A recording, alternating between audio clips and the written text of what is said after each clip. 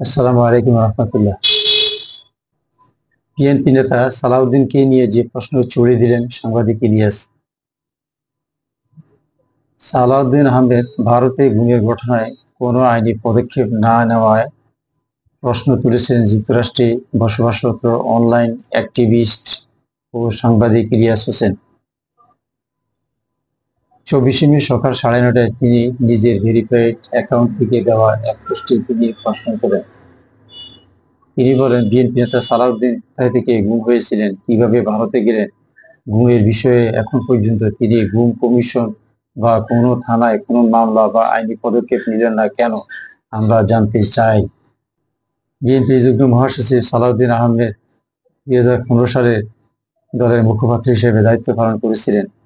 ওই বছর 10 মার্চ উত্তরার একটি বাসা থেকে সালাউদ্দিনকে তুলে নিয়ে যায় আইন শৃঙ্খলা রক্ষাকারী বাহিনীর পরিচয় দেওয়া সদস্যরা। তারপর তাকে আইনের হাতে সোপর্দ না করে গুম করে রাখা হয়। 2 মাসেরও বেশি সময় পর পরিবারের সদস্যরা খবর পান সালাউদ্দিন আহমেদ ভারতের একটি হাসপাতালে চিকিৎসা নিচ্ছেন।